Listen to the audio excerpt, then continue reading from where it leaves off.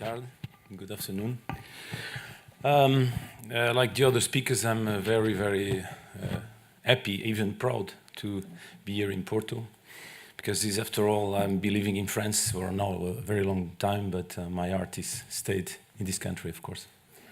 So I'm going to talk here about something which is perhaps a bit complementary to the perspectives that were presented this morning, both by Madalena and other presenters, which is about this question of the tradable sectors.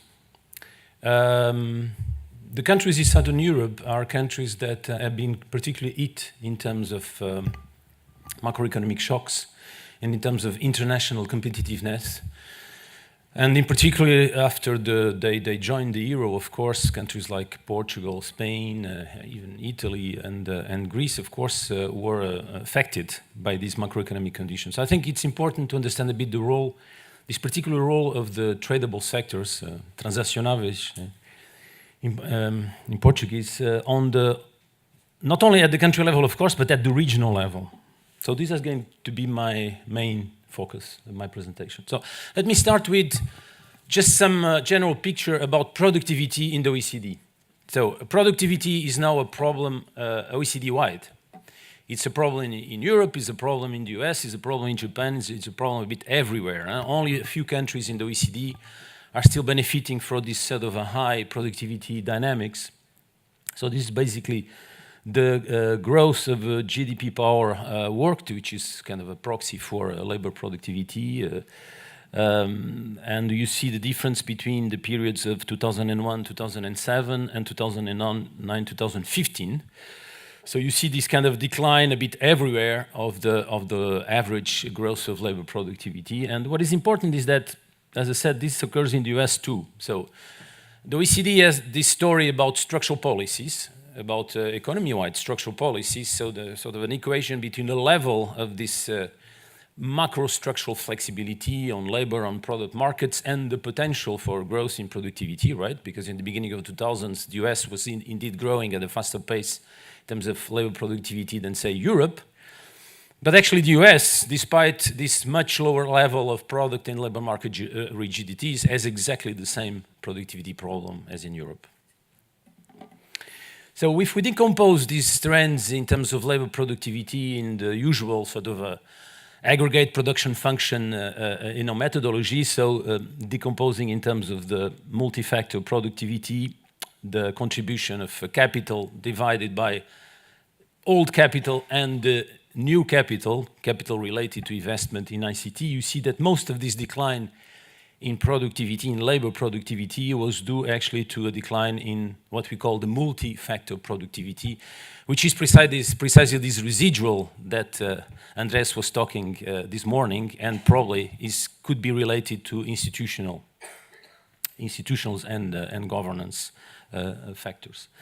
So clearly, between 2001 and 2007 and 2009, 2015, so the bottom panel, there was a huge change in the contribution of this total factor productivity to the labor productivity growth. There was also a reduction in the contribution of capital deepening, because of course there was a significant slowdown of investment a bit everywhere. And of course, with less investment, you have less contribution to capital deepening to labor productivity. I noted there the evolution in Portugal. So Portugal didn't have actually before, the period before the crisis, much of this multi-factor productivity or total factor productivity. Most of it, the labor productivity in Portugal was related to capital deepening, so investment in capital. Probably in these macroeconomic accounts, part of this investment in infrastructure, it appears actually there. The problem is that this is not really a problem, but it's true that most of this capital deepening was done in the what we call the old economy, which is, it's okay, but it's not the sectors now more tuned towards kind of the new economy and the ICT investment. But the situation in Portugal is not very different, I would say, from the situation in a country like Spain, for example. You also see the same pattern. And this, of course, is very different from other OECD countries like Korea, for example, where this contribution of this multi-factor productivity is very strong. So now, let's go now to the regional level. So these countries. So at the regional level, what we see is that the contribution of the different types of region to this aggregate productivity performance is also striking to some extent. And to see that, we made a new taxonomy, if you want, of regions or classification of regions based on the dynamics of productivity. So we identified what we call the frontier. So we took basically in each country the regions which are at the top level in terms of labor productivity, in order to avoid some idiosyncrasies. For example, I know the North Dakota in the US, because they are this shale gas fracking techniques have very high productivity. So we took at least this frontier needs to account at least for 10% of the population. So we avoid this kind of a little region somewhere out there that has very high levels of productivity. So we take in each country these frontier regions, and we take the average of these frontier regions, and we call it the frontier at OECD. At the regional level. So this is the frontier. Then there are some regions which are closing the gap to this frontier. So they are catching up. They're benefiting from the gap, which is this catching up process is the main driver. When you do growth regressions, you find this is the main driver, actually. The main explanation for growth is actually this catching up process. There are not many. So this is analysis done at the OECD territorial level 2, which is more or less like the NUTS 2 level. So there are around 270 regions. So only around 50 or between 50 and 55 of these regions are actually catching up, closing the gap. Then there are some regions which are basically keeping pace. So the gap maintains more or less what it is. So if these regions are at high levels of productivity, this is not so bad. So they maintain the gap. But some regions maintain the gap, but they are at low levels of productivity. So maintaining the gap is not so a rosy type of picture, right? And then even there are some regions, and there are almost like 100 of regions among these TL2 regions across the OECD, which are actually diverging from the frontier, right? What is interesting here is that the growth in OECD is done basically across these 4 types of regions. The frontier plus the catching up account for roughly 50% of the growth. So if we add up the contribution of frontier plus catching up, you get something around 50%. The rest is actually done in regions which are either keeping pace or diverging. So these regions which are not doing very well, which are lagging, which are diverging, are still contributing to growth, because this is it. What the economy of a country has done is all the regions, right? And what is perhaps even more striking is that the labor force concentrated in these keeping pace or diverging regions is actually around 62% of the labor force. So most of the people in our countries are actually working in regions which are either diverging or keeping pace with the frontier. So if we look at these 4 types of regions in Europe, you get this kind of picture. So the black ones are the frontiers. So you find Paris, Madrid, Lisbon, Italy, around Rome. You find, the frontier, right? Except in Germany, where the frontier is not really in Berlin, it's a bit elsewhere. But these are the frontier regions, and of course London in the UK. Then the dark blue are the regions which are catching up. And then the light blue are the regions which are diverging. And then I'll say it in English, barré, comme all this. Stripes. The stripes are the regions which are keeping pace. So for example, look at France, just in the middle of the chart. So in France, you have Paris, and all the other regions are diverging. So despite all these decentralization efforts in France, and in France is a country, I live in France for more than 40 years, so it's a beautiful country from access to public services and everything. So, but still, in terms of dynamism of productivity, is still, like the French like to say, Paris est le désert français, right? So I hope Mr. Macron is going to understand this picture, because in 5 years' time, there will be a sort of a wake-up call for these regional disparities. In the UK, you find that you have London and the rest. So the rest is keeping pace, but actually, as I say, this keeping pace could be at a very wide productivity gap, and actually the UK is the economy across the OECD which has the highest gap between the frontier and the low productivity region. So they are keeping pace, but basically this keeping pace has sustained a very wide gap in terms of labor productivity. So the people which are outside London are working in regions, either they are unemployed or working in regions with a very low levels of productivity. Some of the regions in the UK have lower levels of productivity, labor productivity, than say Poland or Slovakia. So it's not surprising that these disparities are fueling this kind of what we call geography of discontent. These people are not starving, of course, because they receive a lot of income transfers. You know, these regions in the UK got a lot of income transfers because central governments thought that they could address these disparities by just subsidizing the lagging regions, compensating the losers in some sense, like we compensate the losers of any structural reform, because we know that always when you do structural reforms, there are losers and gainers. The problem is that the regional level, this compensation doesn't really work. It generates a lot of dependency, and over time, still the people have this feeling of being left behind, so they vote against the system. And often the system are the people that are in capitals out there, and they control and benefit from globalization and from the result of these policies that were put in place in our governments, which are needed, but in some sense, people were not sufficiently aware of the very asymmetric impact of these economy-wide policies on regions and territories. So, these regions which are catching up can be anything. Can be cities, can be intermediate regions, can be rural regions. And actually, when you look at the different composition of this frontier, the catching up, the diverging, and the keeping pace, you see the frontier is mostly urban. That's normal. We expect that because we believe in agglomeration economies and concentration, right, of population and firms. So most of the frontier is accounted for urban regions. But what is interesting is that in the catching up, so it's actually 65 regions which are in this catching up mode. Actually, the share of these catching up regions is almost 40% is actually rural regions.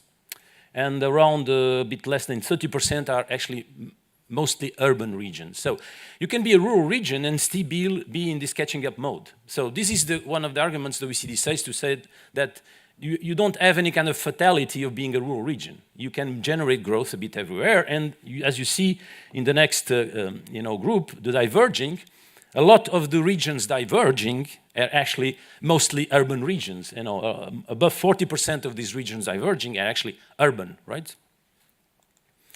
Now, is this important, this catching up? Yes, it's important, because in many countries, most of the growth and most of the productivity in the aggregate is done through this catching up process.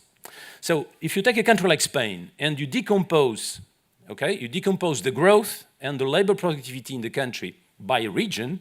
So in the left-hand side is the contribution to growth.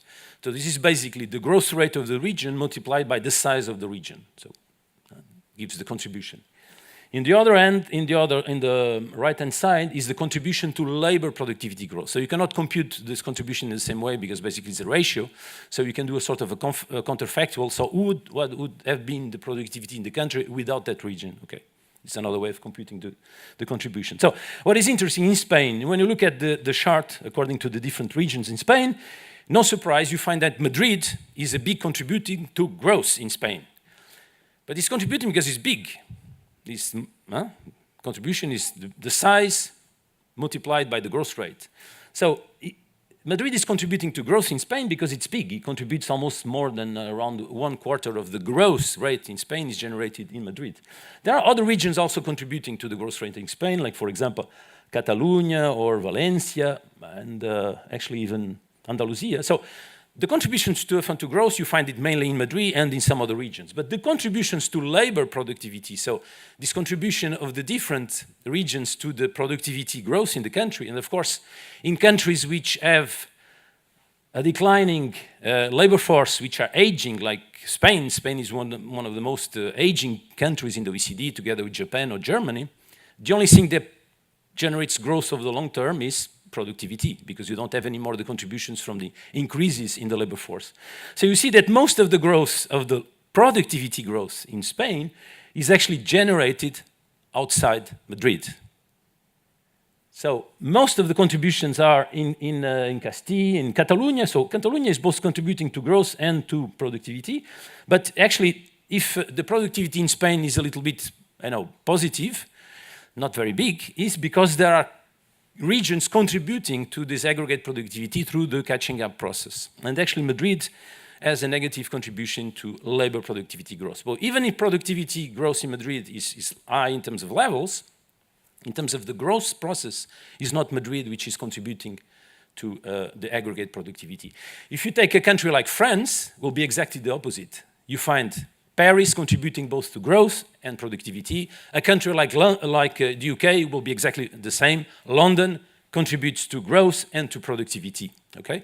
But in some countries, this catching up, regional catching up process is very important for the country as a whole. And this is the argument that we need to use to convince these people in the Ministry of Economy and Finance that these regional dimensions are indeed very important.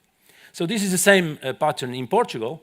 So in Portugal, you find basically the same. Lisbon is a big contributor to growth, but is not a big contributor to labor productivity growth. So most of the labor productivity growth in Portugal is done outside Lisbon, and in particular is done in regions like the central Portugal or the north of Portugal, which have a negative contribution to growth because they have been affected by these huge shocks and lost a lot of employment. So they're not contributing to growth, but they are contributing to labor productivity growth, okay? So again, in a country like Portugal, this catching up process at the regional level is very important for the country as a whole. Huh? So now you'd ask me, oh, okay, so this is important, so what are the drivers? Again, here we have a bit the same problem as Madalena said this morning. When we try to find the usual culprits, so you will find human capital or R&D should be good for catching up. When you do R&D, you are in a position to imitate, to buy the innovations, etc., that were done elsewhere, right? But actually, you have a lot of difficulties to find any influence of the human capital or R&D on, for example, explaining why a region is converging or diverging. I'm not saying it's not important, probably it's very important, but empirically, you don't find this evidence. And this, I agree with Madalena, is really a problem. But there are two things that do a lot of job in explaining why a region is converging or diverging. There are two things. One first thing is the proximity to cities. So the regions which are not urban regions, but are in a close proximity to cities, and we measure this proximity by time distance, not kilometers, basically in a circle of 1 hour distance time to a big city, they grow more. They grow more. So in some sense, it's like they borrow agglomeration from the big city. What is interesting is that these predominantly rural regions close to city even grow more on average than the cities themselves. So they really benefit from the catching up potential. The problem is really in the regions which are predominantly rural remote. There they have really a substantial gap in terms of growth and labor productivity vis-à-vis the rest. So proximity to cities, a very important driver. We have a lot of work in the OECD on how to manage these connections between cities and I would say the interlands. There are a lot of governance, of course, needs connectivity infrastructure, but a lot of governance investment. But this is not the main point of my presentation. My point of my presentation is about the role of the tradable sectors. So the second factor that we found that explains why a region is diverging or catching up is actually this presence of the tradable sectors. So tradable sectors basically are all the sectors that are exposed to international competition. This is the kind of the pressure that actually we are talking this morning. Andrés said about this pressure from the civil society in order to improve the quality of governance and the quality of governments. On the productivity side, the pressure comes from the exposure to competition, right? And when you are exposed to international competition, even if all the parameters of your institutions or the qualities of your governments are not at the top, you have to compete with people from other countries, right? So either you're able to compete or you're not able to compete. If you're not able to compete, you just go out of the market, right? Unless you are protected. But in Europe now we have a common level of protection, so it's kind of, you cannot have country-specific really protection rules. So this pressure from competition from abroad is a bit like an unconditional productivity elevator, if you can see this image. So despite that you don't have all the conditions for productivity growth, you still converge because you are exposed to this competition. And it's very clear. The regions which are catching up have a much higher share of these tradable sectors in their regional GDP than the regions which are diverging. And even, if anything, between 2000 and 2013, this share of the tradable sectors in the regions which are catching up actually has increased. So, of course, the question now is what we do with this message. Should we promote tradable sectors? So tradable sectors can be, of course, agriculture, can be manufacturing, but also can be some services, and even tourism is, it becomes more and more a sort of a tradable sector, right? Because you're bringing the consumers to a country, but you are, in some sense, you are also exposed to international competition. Portugal is competing with Spain, with Greece, with Italy, and France in terms of tourism, right?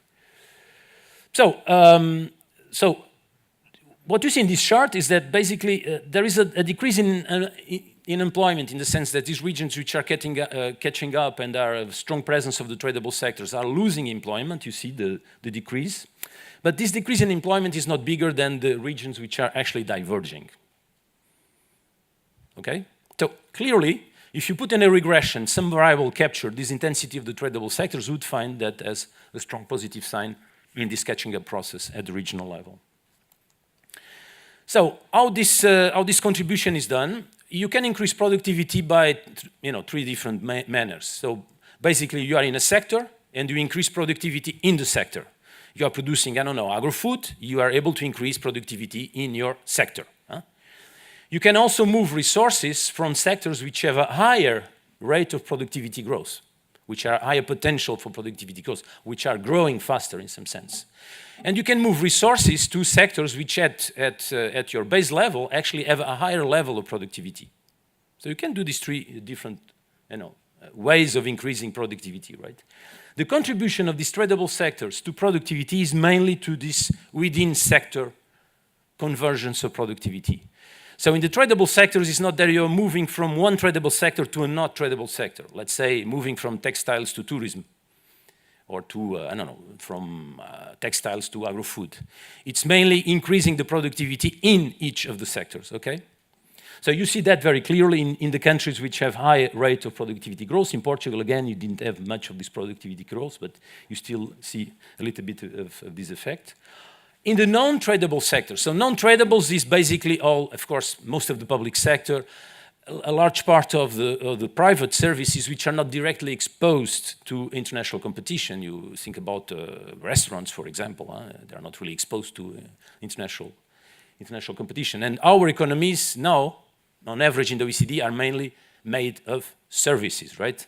So a lot of our economies are actually non-tradable sectors. In these non-tradable sectors, actually, a lot of the productivity or the contribution to productivity is done to this structural change, so changing from one sector to another. So the machine of productivity is indeed very different in tradables and in non-tradable sectors. So if you look at a country like Portugal, most of the productivity in Portugal was done between 2000 and 2013 through this increase in productivities within sectors, and actually this region, the northern region of Portugal, was one of the big contributors to this increase of the overall productivity.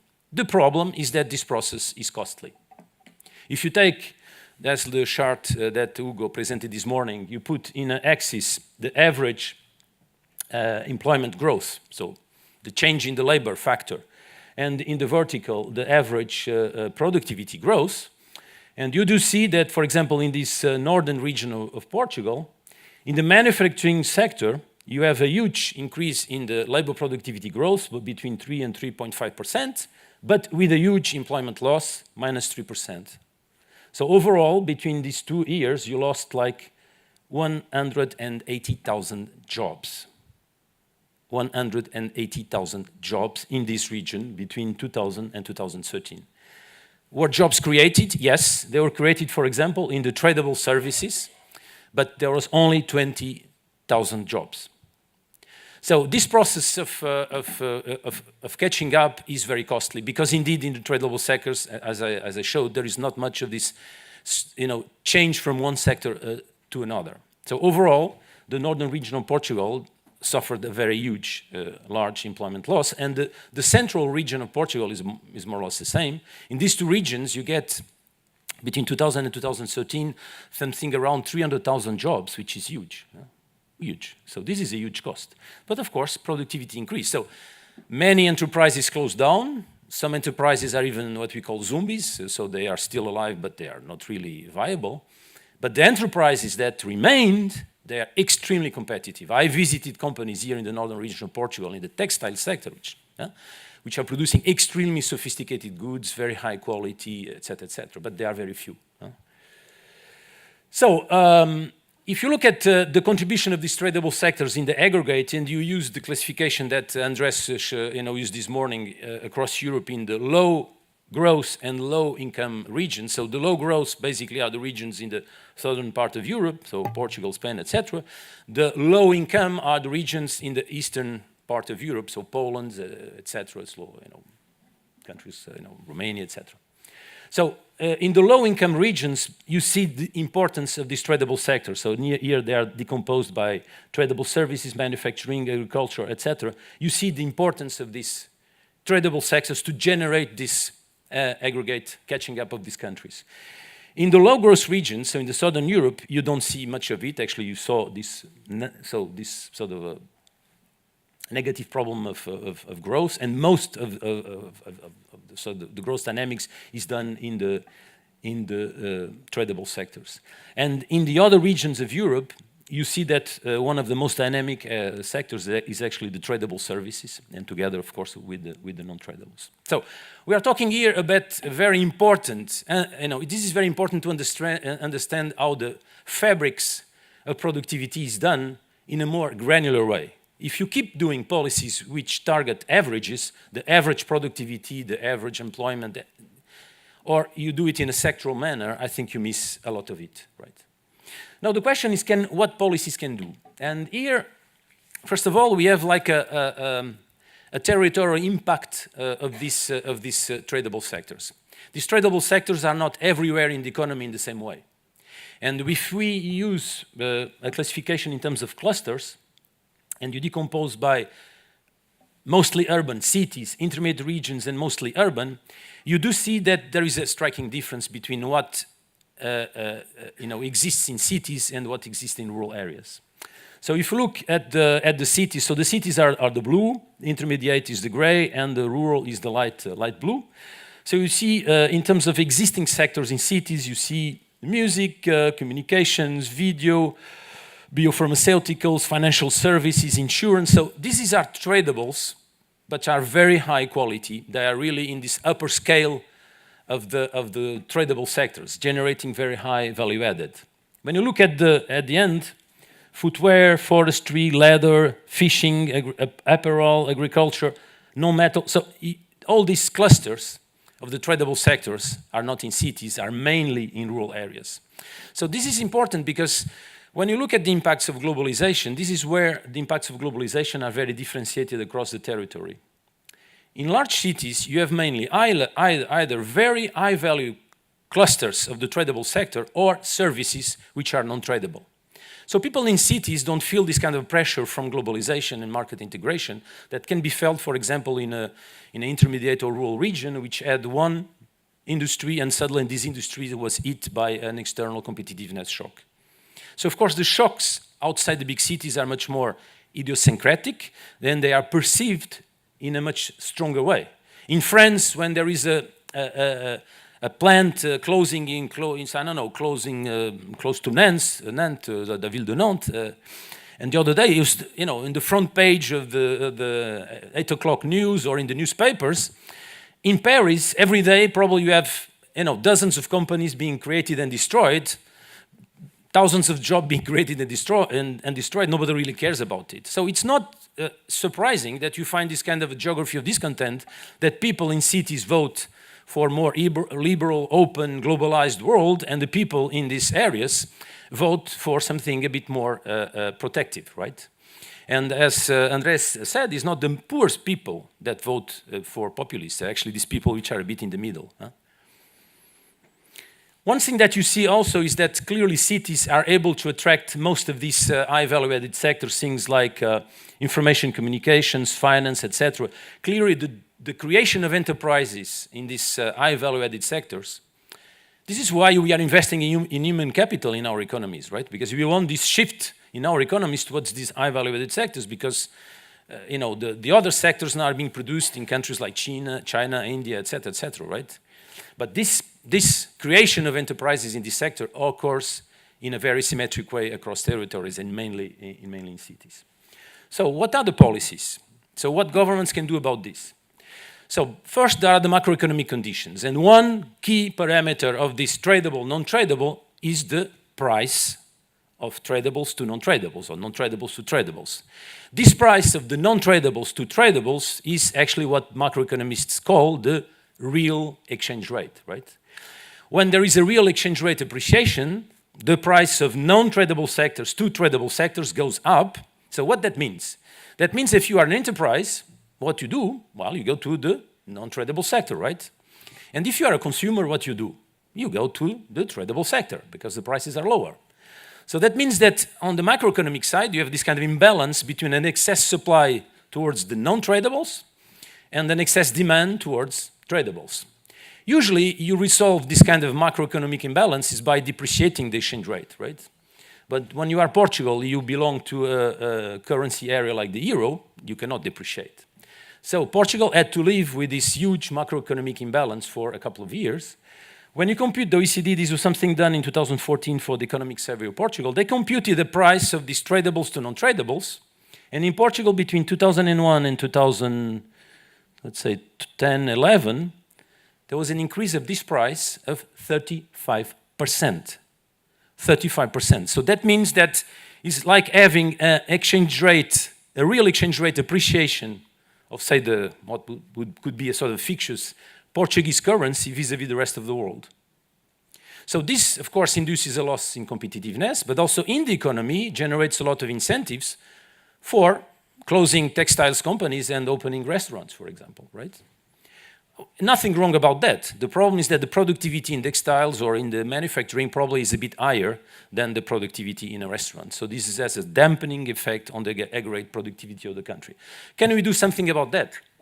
I don't think it's a very good idea of leaving the euro for a country like Portugal, because the euro also brings all kinds of other advantages, of course, and even being in Europe, and I believe a lot in Europe, but you need to take that into account.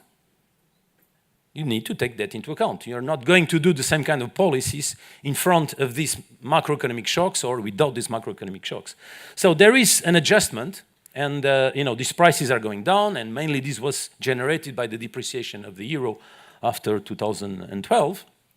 But this was a big determinant of this balancing or rebalancing of the Portuguese economy towards the non-tradables and then now to the tradable sector. By the way, the competitiveness of the tradable sectors is mainly generated through inputs bought in tradable sectors, and of course this is associated with this huge outsourcing that goes in the manufacturing, in the industrial sector. Most of the competitiveness in tradable sectors is actually generating by importing components, and this is why the exchange rate is this kind of a double sword, right?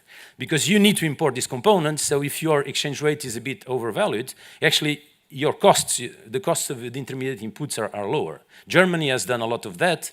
They outsource it outside the Eurozone, so the prices were going up with the appreciation of the euro, but the costs were going down because they are importing pieces and components from Poland, etc.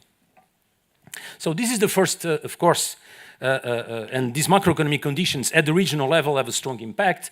If you look, so this is unit labor costs in Portugal computed at the regional level, and you see, so the blue are the tradable sectors and the black are the non-tradable sectors in two types of regions, and basically the picture is clear. The unit labor costs went up in the non-tradable sectors and were more or less stable in the tradable sectors. So if you take the ratio between these two unit labor costs, indeed you find something like a huge appreciation of prices in the non-tradables vis-a-vis the tradable sectors. And you also see in the picture the decline of the unit labor costs in the non-tradable sectors, which was the result of the big adjustment program of Portugal during this program with the IMF and the Troika. The problem is that this is very painful when you don't have the capacity, when you have you don't have the instrument related to the exchange rate. Replacing a real exchange rate devaluation by an internal devaluation, which was basically done here in Portugal, is extremely costly, and this was extremely, and of course, costly.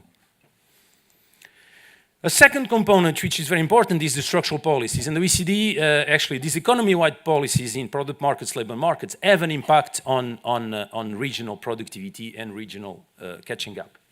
So even if these policies are economy-wide, they have an asymmetric impact across regions. The regions which are in the catching up mode are actually more affected by these structural rigidities than the regions which are in the frontier. So actually, the idea of these conditionalities associated with regional policies, associated with product and labor market policies, actually was not a so bad idea, because indeed the rigidities are felt in a stronger way by a lagging region than the frontier. It's a bit like the big and the small firms. A big firm can ways of sort of surrounding rigidities. The small firm is directly exposed to these rigidities. So this idea around these conditionalities was not so bad. And for example, in Portugal, you still have a level of these rigidities which is typically higher than in other OECD countries. Human capital, very important. As was said this morning, Madalena said that actually is demography helping human capital. But clearly, if you take the decomposition of human capital in a region like the northern region of Portugal, since 2000 and 2014, there's a huge decline in the share of primary educated workers in the labor force. And this, for example, if you do a gross regression at the regional level, one of the most significant impacts is actually a negative coefficient from the share of primarily educated workers in the labor force. So the lower this share, actually the better for your growth, because this is kind of a drag on regional growth. Of course, this was done in part because of demography, in part because of the opportunities for workers with low levels of education also decreased because of this huge structural adjustment, textiles, etc., wood industries and things like that. But clearly the composition of the labor force, it's improving a bit everywhere in Portugal. Portugal, I keep saying this, in 20 years will be a completely different country, right? There are also other lines of policies which are interesting. Is for us, for example, the SMEs. Portugal is an economy characterized by sort of a smaller size of, average size of enterprises than other OECD countries. Portugal has a lot of SMEs. It's very important that Portugal plays a lot of attention for these SME policies. There are a number, this is a kind of pilot test across the OECD on the conditions for development of SMEs. We find that in Portugal, for example, access to financing, of course, the adults with the tertiary education or knowledge-based capital-related sectors. So Portugal appears in the lower end of these conditions for SME development. But for example, in terms of expenditure on primary to tertiary education institutions, Portugal actually in the top. So some of these parameters are actually good in Portugal, others are less good. The part on human capital, as I said, is evolving in this country needs time. But on the access to financing is perhaps something that could be done in this country to facilitate a bit the access to funding, not to generate more zombie firms, but to really provide financing for the firms which have investment and market opportunities. So I summarize because this was a bit long, but basically these tradable sectors are very important for regional development. They clearly have an impact on the productivity catching up. And basically you have three solutions, not more. Either you have natural resources and you use these natural resources, and some regions do that, and North Dakota in the US, they are using shale gas, for example, to generate regional growth. Second option, you are in a value-added chain. 80% of trade is done by multinational companies, so you need to be in these value-added chains, and you need to have a strategy in how to use these value-added chains, because some countries like, for example, Mexico, accepted a lot of this outsourcing, but this has a very little impact on the development at the local level. So very little impact. We did studies in regions like Chihuahua that get billions and billions of foreign direct investment from American companies, but basically this has a multiplier effect in terms of income. The people working in these companies have higher productivity, so higher wages, but this is very little spillovers in the local economy of the state of Chihuahua. So you need to have a strategy on that. And there is a certain option which requires a lot of regional policy investment and probably a lot of this territorial capital that you described, Hugo, this morning, is what I call territorially differentiated products and services. So it's basically using this capital, which is specific to each region, to generate differentiated products and services. Why differentiated? Because the more you are differentiated, the less you are exposed to pure cost competitiveness, pure price effects. And because Portugal will stay in the euro, you will not control these macroeconomic effects coming from this currency area. So it's very important that the economy of Portugal progressively shifts towards something that is less exposed to pure price competition, right? Territories are a big source of this non-price competitiveness.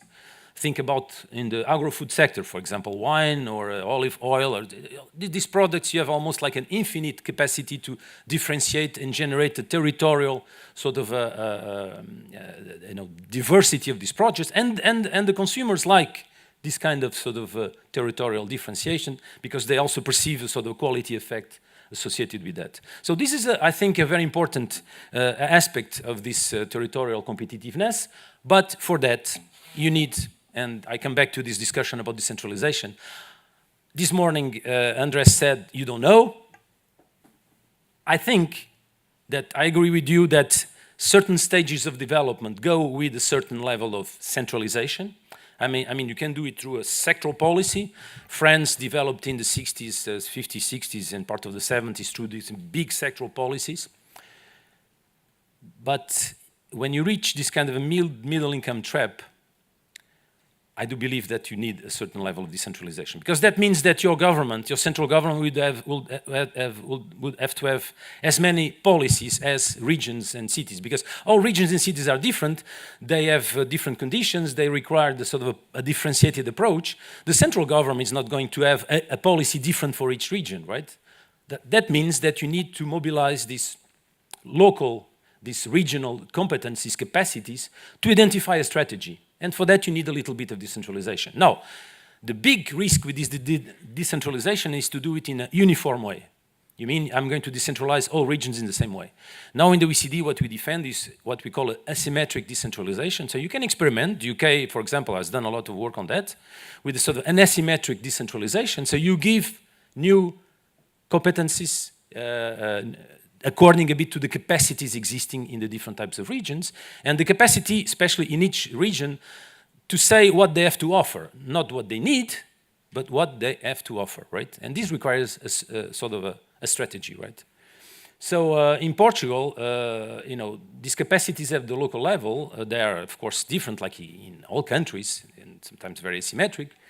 But Portugal is very centralized, and I really have the impression that this excessive centralization is getting a bit, I know this is very polemic in this country, but I have the impression really this excessive centralization is getting in the way of the process of development in this country, because precisely Portugal is in the middle of this convergence process, and this is where this institutional sort of governance issues appear in a sort of a stronger way. And when policies are not aligned, when you are not able to generate processes of supra-municipal cooperation, when the metropolitan areas of Porto or Portugal are not governed at that scale, that must have an impact on the economy of this country, right? Like as an impact on the economy of France, for example. We did a study what would be the impact of creating a real metropolitan governance for Paris and Marseille. In Lyon is a bit better, but in Paris and Marseille, Paris has 1,350 local governments, so it's quite difficult to coordinate all these people. Each little commune, as municipality, has powers in terms of land use, for example, right? So we did a little simulation, and we found that the impact of these territorial reforms, not necessarily merging municipalities, because that's always very complicated from the political point of view, but creating a metropolitan authority in charge of the metropolitan scale for transportations. That exists already in Paris, but it needs, for example, for spatial planning, doesn't exist for regional development.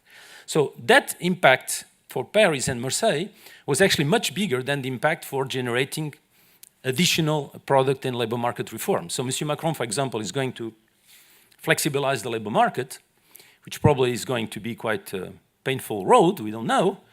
But there is also other types of reforms associated with this territorial, sort of the granularity of territoria that could have as a strong impact in France than, for example, a reform of the labor market. And probably what is amazing is that the synergies between these two reforms would be immense. Because if you flexibilize the labor market, and then this labor market is in a city, and in the city you cannot move, you don't work, you don't have a transportation system, you cannot find a house, you don't get the result of the flexibility of the labor market. So the synergies between so these more territorial policies, urban policies, and labor market policies, for example, can be huge. And typically governments, because they are organized in a sectoral manner, they forget this kind of complementarities and synergies. So this is a bit my message, and I know that the process of decentralization is Portugal a bit on the way. Discussions about having a metropolitan area in Lisbon and Porto, for me this is a very important reform. If, for example, the city of Porto would add a system of governance at the scale of the metropolitan area, probably this would have certainly an impact on the way this economy, this regional economy works, and would have also an impact on the other regions, because as I said, one of the main drivers of the interlands and the rural regions is the proximity to cities. So being close to a city that would have this kind of strength of a metropolitan area, and Porto is, if you take the metropolitan area, it's already a large city, right? It's above 500,000 inhabitants. So this would have positive spillovers to other cities. I know that perhaps Braga sees Porto as a threat. At the OECD, we tend to believe that actually it's the system that makes growth both for Porto and Braga, and we not see this as a kind of a tension. Voilà, I finished here. Thank you so much. Thank you, Professor Oliveira Martins. Don't leave the stage. Thank you. Now we have time for a few questions. So thank you, Joaquim. It was very interesting, your presentation. I loved it. But I have some questions. First of all, I didn't got very clear your new taxonomy of the four types of regions. And I'm quite skeptic about these catching up regions, because there are so different regions in your map.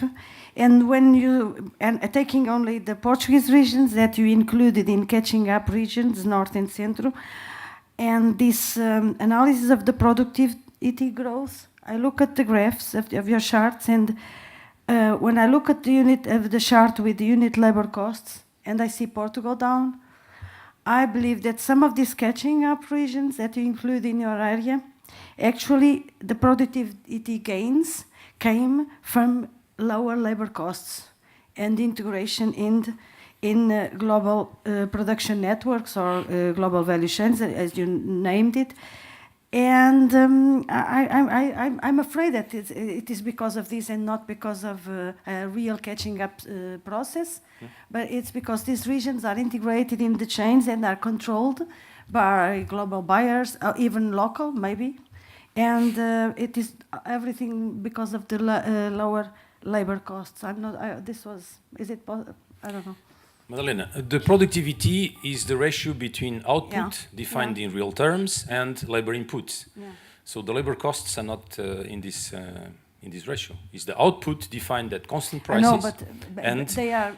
No, in the unit labor cost is the ratio between the productivity and, of course, wages, right? But in terms of productivity, so this is a concept defined in real terms. So the productivity that occurred in northern and central part of Portugal is real productivity with a huge cost in terms of labor adjustment, but was real productivity. Now, the fact that the costs in the tradable, the unit labor costs, so the ratio between wages and productivity in the northern region or the central region of Portugal, for example, remain more or less stable, this is probably due to the wage adjustment, of course. And,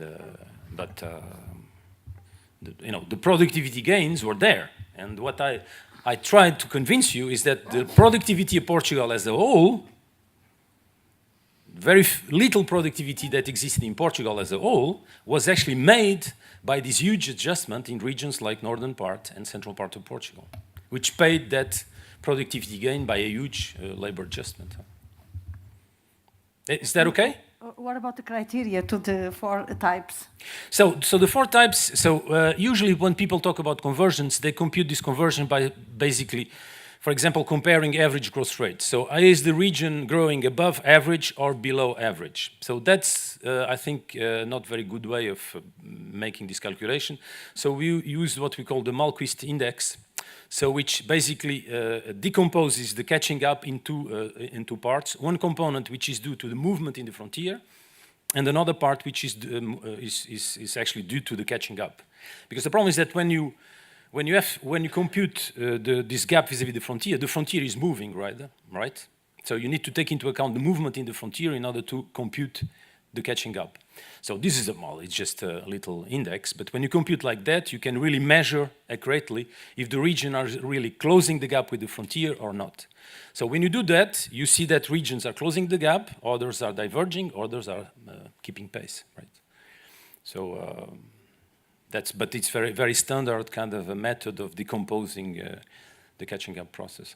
But I think it's better than just saying that a region is growing faster or lower than average, because sometimes it doesn't mean many. For example, if the average is going down, you say that the region is doing well, but By the way, one important aspect is that some people say that a region can be closing the gap because the frontier is not doing very well. Right? And so, for example, central or northern parts of Portugal closed the gap, but because Lisbon was kind of stayed flat in terms of productivity. That was partly true, but we also have other cases in countries where the frontier was very dynamic, and still you have this catching up process. And actually, the regions which are having the highest catching up, and I don't know if you know the Regional Outlook, is a publication we do every two years, and last year, the outlook was refocused on these productivity issues. The most dynamic regions across the OECD in terms of catching up were regions in countries where the frontier was also very dynamic. So it's not because the frontier is very dynamic that necessarily you are hindering the process of catching up in other regions. So it's something else that is preventing, for example, the catching up. And in a country like France, of course, the cities, Lyon, Marseille, Bordeaux, are beautiful cities. But there's something in France, like in the UK, that doesn't favor this catching up. And in the UK, you can blame infrastructure. In France, you cannot blame infrastructure, right? France has less highways than Portugal per capita, but still has a lot of highways and beautiful infrastructure and what they call this égalité territoriale and so they have this effort to keep these public services a bit uniform across the country. So it's something else in this economy, in a country like France, that doesn't really generate these spillovers of Paris for the other regions. Because it's not normal that a country like France has a region like Paris growing like that in terms of productivity and not generating spillovers to the other regions.